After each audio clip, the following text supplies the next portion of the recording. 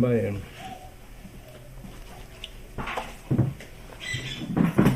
Bendiciones, amados hermanos. Damos gracias al Señor porque una vez más nos da la oportunidad de amanecer con vida y seguir estudiando esta materia o el libro de Esther. Hoy vamos a estar estudiando el capítulo 6, una panorámica de lo que es el capítulo 6, y para poder tener un conocimiento básico de lo que este libro enseña. Padre, gracias te doy por ser tan bueno, por ser tan maravilloso, por darnos la oportunidad, Señor, de enseñar a través de este medio a nuestros hermanos que están estudiando, para que ellos puedan crecer en el conocimiento de nuestro gran Dios y Salvador Jesucristo. En el nombre de Jesús te doy gracias. Amén. Bien, amados hermanos, acá tenemos el tema desde el insomnio real a la justicia divina. Recordemos que el capítulo 5 terminó con la construcción de una horca por parte de Amán para matar a Mardoqueo. Algunos han discutido si era una horca o era un palo recto, pero lo importante es que era un medio para quitarle la vida a Mardoqueo. Aunque Amán es el villano de nuestra historia, a veces nosotros nos parecemos más a Amán que a Mardoqueo o a Esther. Amán quería que Mardoqueo se amargara porque él era amargado.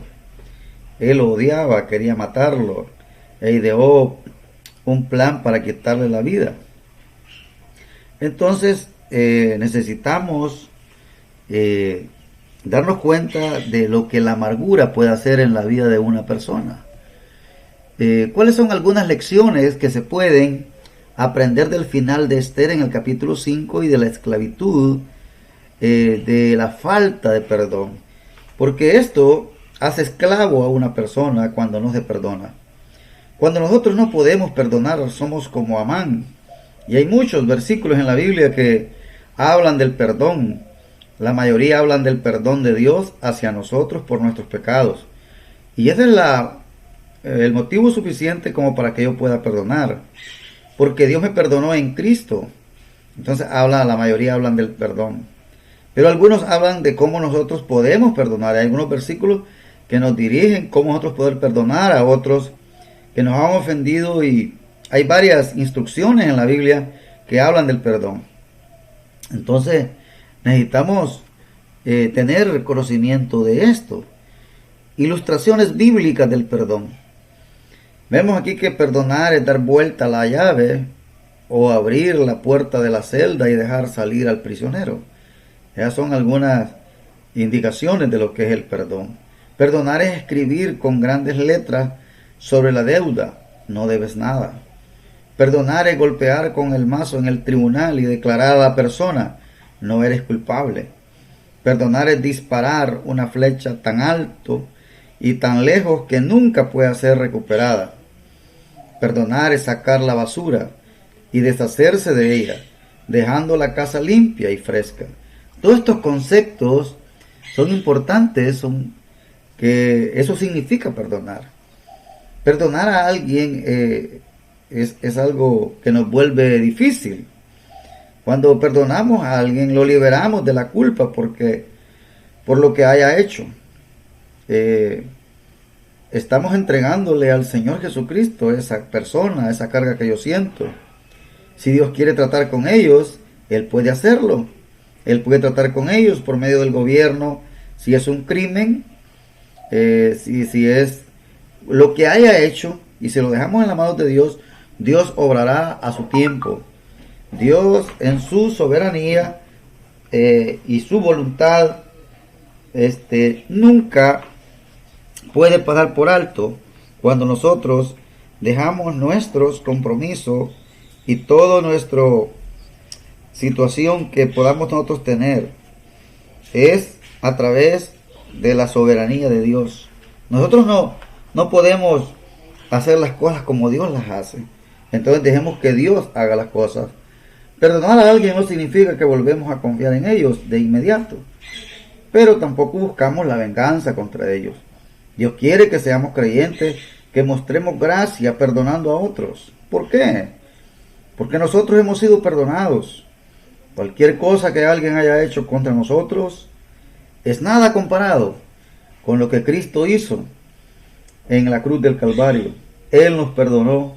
Dios el Padre dio a su Hijo Jesucristo y nos perdonó todos los pecados por medio de Jesucristo. Así que cuando no perdonamos a alguien, estamos en problema, y hay 7 cosas que son verdad en nosotros. Hay 7 cosas que son verdad en nosotros. Entonces, cuando no perdonamos a alguien, vemos esto. No perdonar a otro contrista al Espíritu Santo. Esto es algo serio.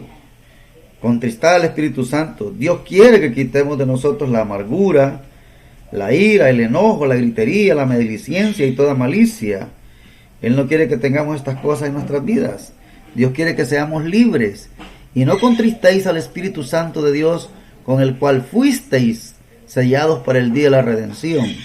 Quítese de vosotros toda amargura, enojo, ira, gritería y maledicencia y toda malicia. Si observamos el versículo, podemos darnos cuenta de que tenemos una cadena ahí. Una cosa nos lleva a la otra. Por eso es importante estar en comunión con el Señor siempre. Confesar nuestras maldades, nuestros pecados, para poder tener esa comunión perfecta.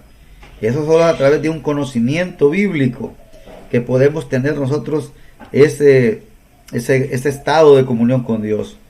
Porque una de las razones que las personas no saben cómo bregar con toda la carnalidad que poseemos, como tenemos la vieja naturaleza, nosotros fallamos al blanco día con día, pero tenemos la solución, y es confesar nuestros pecados. Entonces, esto significa que nuestras emociones van a cambiar de inmediato si confesamos nuestros pecados y estamos en comunión con Dios. Entonces, pero no necesitamos esperar hasta que cambien para perdonar a las personas. Necesitamos decidir nosotros, escoger nosotros, perdonar y dejar que el Espíritu Santo nos dé el poder. Así como este hombre de la historia que está amargado, está odioso, está lleno de odio, eso le pasa a muchos de nosotros, como creyentes en Cristo. Tenemos la segunda situación que hace el no perdonar. Descarta la voluntad de Dios. Y ahí están los versículos que dice: antes, sed benignos unos con otros, misericordiosos, perdonando unos a otros, como Dios también os perdonó a vosotros en Cristo.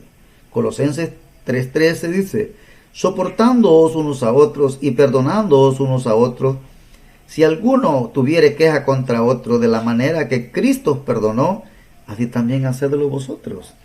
Entonces, ¿cuál es la voluntad de Dios? Es descartar la amargura, es perdonar a otros. Pero algunos tienen amargura, tienen odio, y eso hace de que nuestro estado de comunión con Dios y con mis hermanos no tenga éxito en mi vida. Perdonar es como enterrar el hacha hasta que el mango no se vea. El perdón verdadero significa que debemos enterrar esa hacha. No dejemos que el mango todavía quede afuera.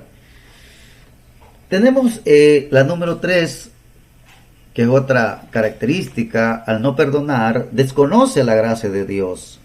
Alguien que no quiera perdonar, según Efesios 4:32, está desconociendo la gracia.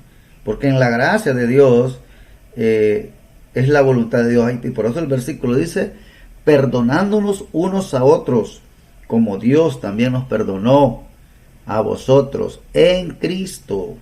Entonces, ¿por qué nosotros debemos de perdonar a otros? Porque Dios nos perdonó a nosotros por Jesucristo, y Él nos perdonó por gracia. Él nos perdonó por gracia. Uno no puede decir esta persona no merece ser perdonada, porque yo tampoco merezco el perdón. Yo tampoco merecía ser perdonado. Entonces nos damos cuenta que el Señor ha hecho todo por nosotros. Entonces yo tengo cómo perdonar. Tenemos la número 4, agobia a la persona que no perdona. Mirad bien, no sea que alguno deje de alcanzar la gracia de Dios, que brotando alguna raíz de amargura os estorbe y por ella muchos sean contaminados. Eso agobia. Imagínense una raíz de amargura. Este versículo dice que cuando no perdonamos a otros, estamos fallando a la gracia de Dios, porque la gracia de Dios quiere que nosotros perdonemos, pero en lugar de eso tenemos amargura en nuestro corazón. Y la amargura es como las raíces de un árbol. De esta amargura vienen muchas cosas: el enojo, la ira, la gritería, la maledicencia. Y la amargura no se queda solo, sino que estamos contaminando a otros.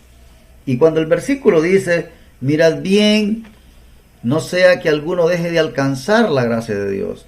Aquí, como algunos han dicho, que habla de perder salvación, aquí no estamos hablando de perder la salvación.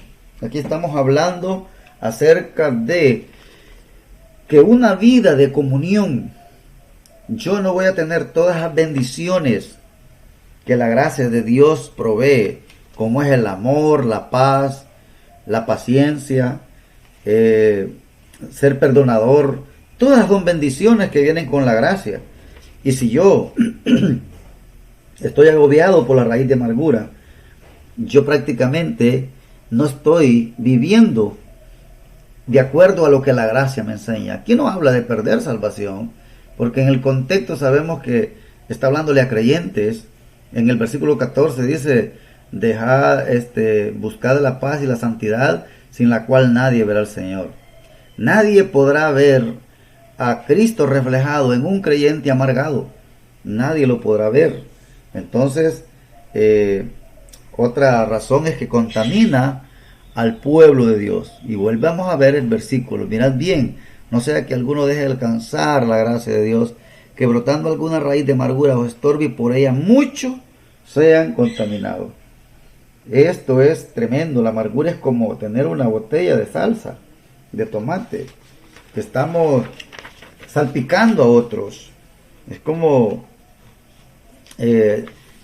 estoy yo amargado con alguien y comienzo a contaminar, a hablar mal de aquella persona para que el otro también sienta amargura por él. Eso es bien diabólico, es malo, ¿no? Muy malo. Entonces, los creyentes pueden amargarse a veces, muchas veces y mucho. Por eso es que necesitamos conocer de la gracia de Dios. Necesitamos decirle a una persona que está en este estado que él está fallando a la gracia de Dios. Si está amargado, no está en la gracia del Señor como debería, como Dios quiere que vivamos. Falla en demostrar el carácter de Dios. Número 6, falla en demostrar el carácter de Dios. Una persona amargada es imposible de que pueda mostrar el carácter de Dios. Oíste que fue dicho, amarás a tu prójimo y aborrecerás a tu enemigo. Pero yo os digo, amad a vuestros enemigos, bendecid a los que os maldicen, haced bien a los que os aborrecen, y orad por los que os ultrajan y os persiguen, para que seáis hijos de vuestro Padre que está en los cielos, que hace salir su sol sobre malos y buenos, y que hace llover sobre justos e injustos. Así que como hijos de Dios, en el Sermón del Monte, donde Jesucristo está enseñándole a sus discípulos acerca de los principios del reino, pues están los principios del reino. Esto no está escrito a la iglesia, esto trata con el reino, pero hay algunos principios que son permanentes y que tienen aplicaciones para nosotros hoy en día. Recordemos que Mateo fue escrito a judíos, pero los principios son para nosotros. Una de las mejores maneras en que podemos mostrar el carácter de Dios es perdonando a otros. Dios no odia a sus enemigos, ama a sus enemigos. Y nosotros éramos enemigos de Él. Antes de ser salvos éramos enemigos de Él. Él nos amó Él escogió hacer lo mejor por nosotros. Envió a su Hijo Jesucristo a morir en una cruz. Y cuando ponemos nuestra fe en Jesucristo, somos salvos. Imaginémonos cómo lo que Cristo hizo acá. Él sí sabe que es tener enemigos. Ahora Dios, por medio del Espíritu Santo, quiere que nosotros perdonemos a otros, que los bendigamos, que hagamos buenas cosas por ellos, que oremos por ellos, y que cuando lo hacemos estamos demostrando el carácter de Dios. Por eso es importante tener el conocimiento de la palabra. Aquí en el Sermón del Monte Él está dando los principios del reino, pero vuelvo a repetir, esto no fue escrito a la iglesia, pero los principios son para nosotros, para todos los tiempos. Recuerden que el Señor hará aquello por lo cual hemos sido salvos. Él produce en nosotros el querer y el hacer por su buena voluntad. Dios hará todo cuanto quiera hacer en nosotros, siempre y cuando nosotros permitamos a Él que haga esto en nosotros. Acarrea la disciplina de Dios. Entonces, dice Mateo 18, 34, 35, entonces su señor, enojado, le entregó a los verdugos hasta que pagase todo lo que él debía. Así también mi Padre Celestial hará con vosotros, si no perdonáis todos de corazón cada uno a su hermano sus ofensas. Acarrea la disciplina de Dios, la amargura acarrea la disciplina de Dios. Aquí tenemos el ejemplo. Jesús contó la historia acerca del perdón de un siervo que le debía 1000 no sé cuánto, y el rey le perdonó la deuda a este siervo, pero él fue a otro consiervo y lo tomó del cuello diciéndole: págame todo lo que debes. El otro consiervo le decía: por favor, dame más tiempo, pero él dijo: no, aunque él había sido perdonado grandemente por el rey, no podía perdonar a su consiervo. Entonces el Señor, enojado, le entregó a los verdugos hasta que pagase todo lo que debía. Esto acarrea la disciplina, o la amargura acarrea la disciplina, el falta de perdón acarrea la disciplina de Dios. Si el Dios Santo, quien fue ofendido como nadie por nuestros pecados, estuvo dispuesto a perdonarnos, ¿quiénes somos nosotros para no perdonar? Entonces, es importante estudiar esto que estamos viendo, porque de esto el hombre que tenemos en esta historia está amargado, está odioso, odia a los judíos y ha orquestado un plan para matarlos. Experimentar la falta de perdón de otro o ser ofendido por otro provee la gran oportunidad de confiar en el Señor, crecer espiritualmente y manifestar la gracia de Dios hacia otro por medio del perdón. Este es un buen principio que debemos. Recuerden que lo único que nosotros hemos hecho para contribuir a nuestra salvación es dar nuestros pecados, los cuales fueron clavados en la cruz. Eso es lo único que nosotros hemos contribuido con nuestros pecados. La preservación divina de Israel. Dios va a preservar a la nación de Israel, como dijimos en las lecciones anteriores, que Israel está fuera de la comunión con el Señor, no está en la voluntad del Señor, porque Él había ordenado el regreso a Jerusalén. Ellos no han regresado, se quedaron en Susa, y Dios, a pesar de esa desobediencia, Dios va a preservar a la nación de Israel. Y vamos a ver cómo los eventos de los capítulos anteriores van a ser revertidos. En lugar de ver ahorcado a Mardoqueo, lo veremos engrandecido. Entonces aquí vemos cómo fue engrandecido Mardoqueo. Y leemos y se ve claramente la mano visible de la providencia e intervención de Dios. Dios está interviniendo en esta situación, y aunque no encontramos la palabra de Dios, pero vemos la mano de la providencia y la intervención de Dios. Podemos ver eso. Entonces Dios va a engrandecer a este hombre. En el insomnio del rey, la noche antes de la ejecución de Mardoqueo, planificada por Amán, algunos de nosotros padecemos de insomnio. Algunos tenemos problemas para dormir. El asunto por lo que está pasando este rey ahorita vamos a notar cómo estaba él. Él tenía insomnio, no podía dormir, algo le preocupaba, aunque la Biblia no lo dice. Vamos a mencionar algunas situaciones donde podemos notar que alguien pueda verificar de que cualquiera puede pasar por una situación como esta, y vamos a ver lo que este hombre hizo. Aquella misma noche se le fue el sueño al rey y dijo que le trajesen el libro de las memorias y crónicas y que las leyeran en su presencia. ¿Por qué no podía dormir el rey? No se nos dice directamente, pero hay algunas posibilidades. Estaba extrañado por la petición de Esther, posiblemente. Podía estar pensando, ¿por qué mi esposa está arriesgando su vida para hablarme? ¿Qué me va a decir en el banquete de mañana? Pudiera ser esto, que estaban las posibilidades. ¿Por qué no podía dormir? Estaba sin sueño, se le había ido el sueño.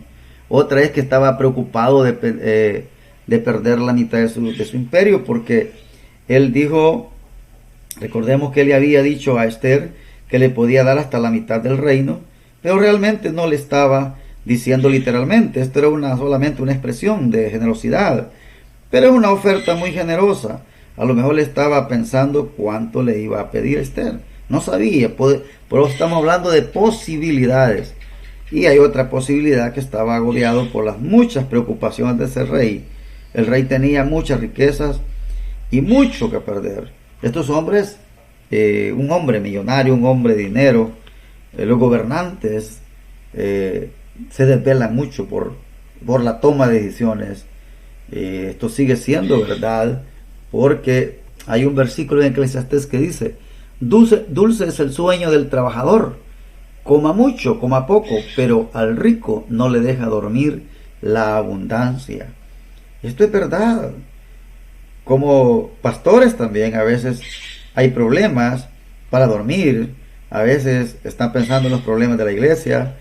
Hay preocupaciones, inquietudes, decisiones que tomar. Hay veces cuando no podemos decidir.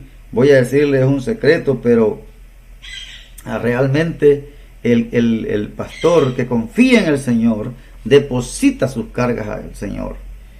Ese es el secreto de un pastor, para no agobiarse en la administración y el cuidado de la iglesia.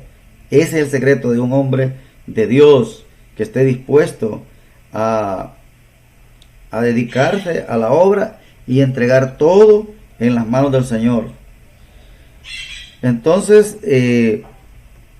también tenemos, si bien nosotros necesitamos dormir, ¿de qué podemos estar agradecidos respecto a nuestro soberano y bondadoso Dios? Mire lo que dice este salmo, es interesantísimo. No dará tu pie al resbaladero, ni se dormirá el que te guarda. He aquí no se adormecerá, ni dormirá el que guarda a Israel. Imagínense lo que este versículo dice.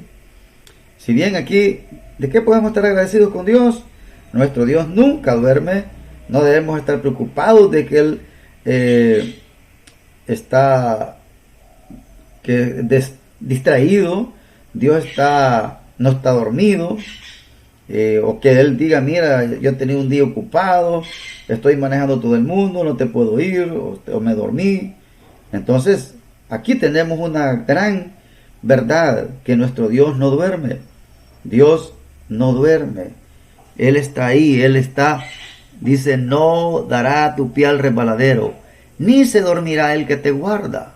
He aquí no se adormecerá, ni dormirá el que guarda a Israel. Esto es un principio que está para nosotros, que Dios es un Dios protector, guardador. ¿Qué cosa es cierta cada mañana? Dice Lamentaciones: nuevas son cada mañana, grande es tu fidelidad. Mi porción es Jehová, dijo mi alma, por tanto en Él esperaré.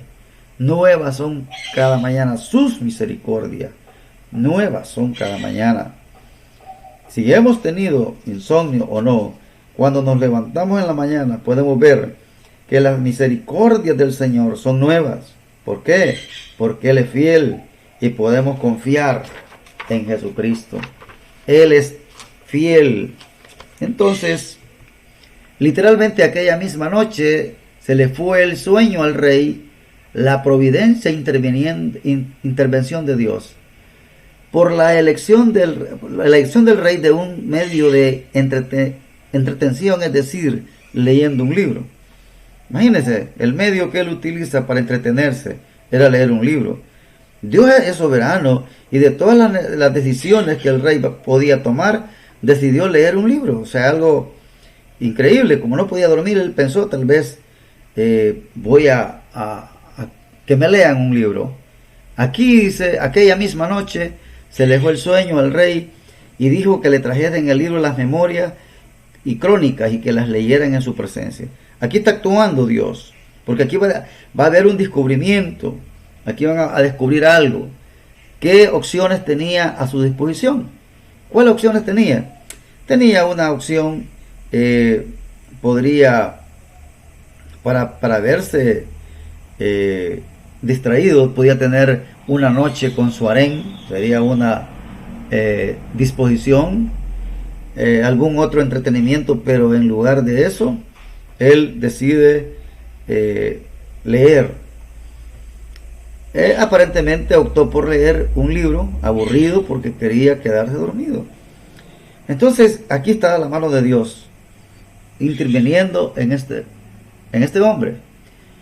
Por elegir el libro de las memorias y crónicas y la lectura del intento de asesinato que fue denunciado por Mardoqueo. Y aquí tenemos lo que dice el 6.2. Entonces hallaron escrito que Mardoqueo había denunciado el complot de Bigtag y de Teres, dos eunucos del rey de la guardia de la puerta que habían procurado poner mano en el rey Asuero. Esto fue lo que él descubrió. Él describe esto, o lo descubre. Este era un libro muy aburrido. Es probable que algún siervo lo leyera en voz alta para ayudar a dormir, pero no pudo dormir y de repente lee acerca del intento de asesinato en su contra. Y esto hacía de 4 a 5 años que había ocurrido. Dice el capítulo 2, 21-23, en aquellos días, estando Mardoqueo sentado a la puerta del rey, se enojaron Bigtag y Teres, dos eunucos del rey de la guardia de la puerta, y procuraban poner mano en el rey Asuero. Cuando Mardoqueo entendió esto, lo denunció a la reina Esther, y Esther lo dijo al rey en nombre de Mardoqueo. Se hizo investigación del asunto y fue hallado cierto. Por tanto, los dos eunucos fueron colgados en una horca y fue escrito el caso en el libro de las crónicas del rey. Entonces aquí podemos notar que ahora él está haciendo, hasta ahora el rey se entera de esto y pregunta si se le dio a Mardoqueo una recompensa o no. Y la mano invisible de la providencia de Dios y su intervención está claramente a la vista acá. Entonces el retraso del rey en recompensar a Mardoqueo por salvar la vida del rey. Aquella misma noche se le fue el sueño al rey y dijo que le trajesen el libro de las memorias. Este retraso no era una simple casualidad. ¿Tiene Dios su mano en escoger el tiempo oportuno? Sí, aun cuando se demore. Aun cuando se demore. Dios es oportuno. Dios, no importa el retraso de Dios, Dios nunca llega tarde. ¿Qué debemos recordar en cuanto a las promesas de Dios y la futura recompensa? La demora de Dios no significa una negativa de Dios. Dios está al tanto de tu confianza y de tu fidelidad a Él y te recompensará en el debido momento. No tienes que afanarte, Dios es soberano en los tiempos que Él quiere. Su reloj siempre es certero, es mucho más lento que el nuestro, pero es muy certero. El atributo más desconocido de Dios es que Dios es lento. Dios tarda, pero llega precisamente en el tiempo oportuno. Oramos diciendo al Señor que estoy confiando en ti. Creemos que Él va a hacer algo de inmediato, pero no lo hace. Recordemos a Abraham. Dios le prometió a él y a Sara un hijo, pero se demoró en su respuesta. Pero tenía como propósito refinar la fe de Abraham, hacerles la prueba, probarlos. Y ellos fallaron en varias maneras, pero un día Dios proveyó, porque su demora no es una negativa. Esto es verdad con los matrimonios, con los solteros. ¿Cuántos se angustian por casarse? Si está en el plan de Dios para el matrimonio, Dios va a proveer la persona correcta en el tiempo correcto. Entonces, eso es lo que hay que esperar. Pero nosotros carecemos de paciencia. Dios no es así. Y dice Hebreos 6:10, porque Dios no es injusto para olvidar vuestra obra y el trabajo de amor que habéis mostrado hacia su nombre, habiendo servido a los santos y sirviéndolos aún. Colosenses 3:23-24, todo lo que hagáis, hacedlo de corazón, como para el Señor y no para los hombres, sabiendo que del Señor recibiréis la recompensa de la herencia, porque a Cristo el Señor servís. Qué importante estos versículos. No hay que desesperarse, es un privilegio servir al Señor. También sabe cuándo darte la recompensa, pero la recompensa vendrá. Pero en algunos casos no vamos a recibir una recompensa hasta que estemos en el tribunal de Cristo. No vemos a Mardoqueo quejándose por no haber recibido la recompensa, como que él dijera, yo le salvé la vida al rey, y esta es la última vez que hago algo así. No está quejándose, no vale la pena. Esto es el quejo de muchas personas. Yo oigo a personas que sirven en la iglesia y dicen, miren yo cómo le servía ahí a la iglesia, daba esto, daba lo otro, estaba dejando todo por servir ahí, ahora no, nadie me recompensa, nadie me dice nada. No, amado hermano, Dios sabe cuándo va a recompensar. Él sabe cuándo va a premiarnos. Él va a hacerlo en su tiempo, durante su vida en la tierra o en el cielo. Y necesitamos recordar esto, que esto es verdad con los pastores. Primera de Pedro 5, del 1 al 4, dice que él, pastor de pastores, va a premiar a los siervos del Señor. Es un siervo el Señor. Usted le dará cuenta a Dios, por tanto debe ser fiel a Él. Usted debe apacentar su rebaño, y que si a ellos no les gusta, y que si se sacan de la iglesia, entonces Dios va a proveer en otra manera. Pero recuerden que un día, si somos fieles, Él va a tener una corona especial para cada pastor. Y esa corona se llama la corona incorruptible de gloria. Por eso es importante, es la motivación que los creyentes debemos de tener.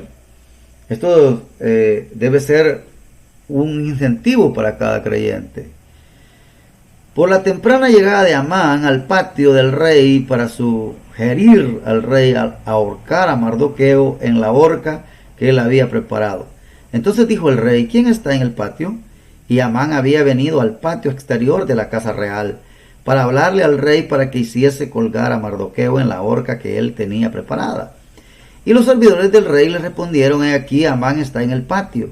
Y el rey dijo, que entre. Imagínense cómo todo llega oportuno, ¿no? Recuerden que el rey no podía dormir, pidió a unos de sus siervos leer el libro de las crónicas, se lo leyeron, algo que había pasado hacía de 4 a 5 años antes, de cómo Mardoqueo descubrió un complot para matarle al rey y que nunca fue recompensado. ¿Y qué pasó en este preciso momento? Amán llegó para sugerir al rey que ahorquen a Mardoqueo. Es algo, esto no es casualidad. ¿Qué es notable en todo esto? Que Amán llegó inusualmente temprano al palacio. Sin embargo, llegó en el momento preciso. En el momento preciso. ¿Todo esto fue casualidad o la mano de Dios? Fue la mano de Dios que estaba dirigiendo todo esto. Por eso es importante no preocuparnos. La Biblia no nos pide que entendamos a Dios, que nos preocupemos, no, de eso. Es que confiemos en Dios. No debemos, como creyentes y conociendo la palabra de Dios, este libro nos enseña mucho de lo providencial que Dios es. No importa lo que estemos pasando, no importa. Entonces, imagínense por el asombroso giro en los acontecimientos en que Amán tenía que honrar a Mardoqueo en vez de ahorcarlo por recomendación de él mismo. Esto es asombroso. Él mismo había recomendado ahorcar a Mardoqueo. ¿A quién pensaba Amán que el rey haría honrar? Amán creía que él iba a ser el honrado. Por eso lo manda a llamar. ¿A quién pensaba Amán que el rey quería honrar? Amán creía que él iba a ser el honrado. Antes del quebrantamiento se eleva el corazón del hombre, y antes de la honra es el abatimiento. La soberbia del hombre le abate, pero el humilde de espíritu sustenta la honra. Estos versículos hablan de mucha importancia. ¿Quién más que él para ser honrado por el rey, según Amán? Amán era orgulloso, arrogante. Es como que está pensando, ¿quién más apropiado que yo? Cuando el rey le hace la pregunta, ¿qué es lo que tenía que hacer para honrar al que había salvado la vida?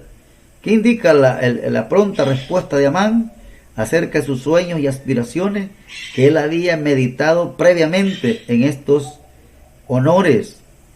¿En qué meditas? En lo que tú estás meditando. Así pues, habéis resucitado con Cristo. Sí, pues, habéis resucitado con Cristo, buscad las cosas de arriba, donde está Cristo sentado a la diestra de Dios. Poned la mira en las cosas de arriba, no en las de la tierra, porque habéis muerto y vuestra vida está escondida con Cristo en Dios.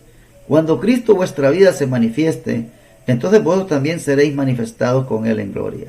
La palabra de Cristo mora en abundancia en vosotros, enseñándonos, exhortándonos unos a otros en toda sabiduría, cantando con gracia y en vuestros corazones al Señor con salmos e himnos y cánticos espirituales.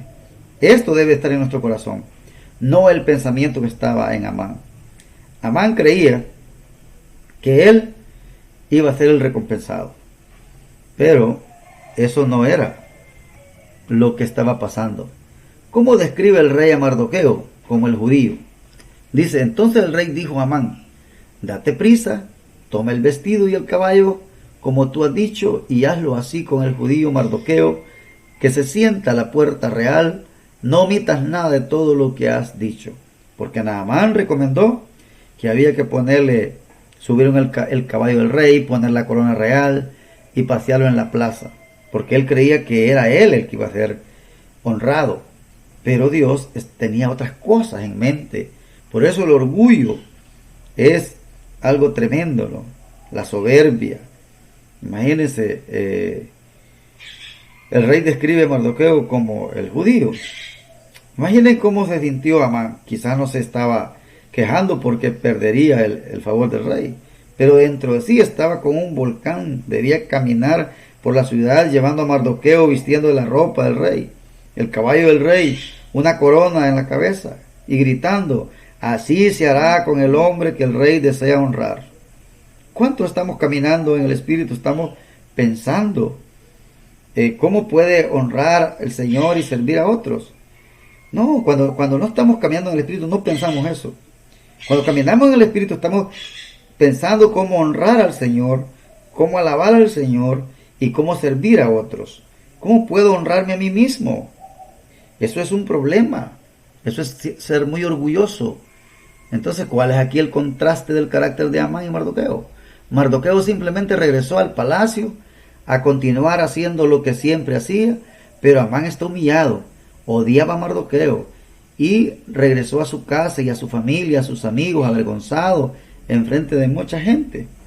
Así fue la situación de este hombre. ¿Cómo se subraya esto? Nuevamente la ironía en esta historia. En vez de que Mardoqueo fuera llevado en una horca, fue elevado para ser honrado por el rey. Qué tremendo, ¿no? En vez de que Mardoqueo fuera ahí, Dios lo honra en su tiempo, en el tiempo de él. Por los comentarios y conclusiones de la esposa y los amigos de Amán, si de la descendencia de los judíos es ese Mardoqueo, delante de quien has comenzado a caer, no lo vencerás, sino que caerás, por cierto, delante de él. Imagínense cómo la mujer y sus amigos dijeron eso. Si Mardoqueo era descendiente, aquí dice el versículo 13 del capítulo 6, contó luego Amán a Ser, su mujer, y a todos sus amigos todo lo que le había acontecido.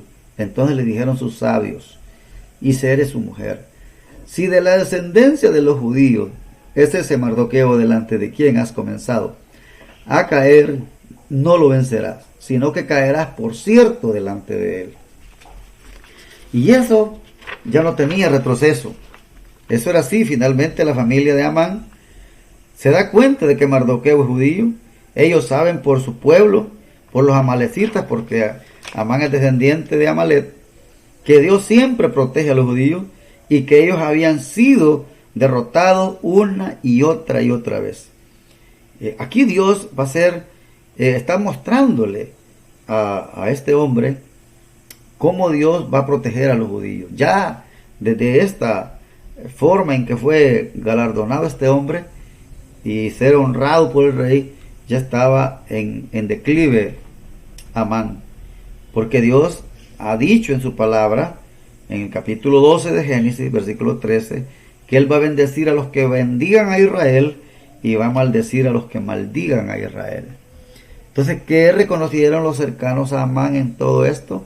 La bendición de Dios sobre Israel, o quizás un mal presagio sobre Amán.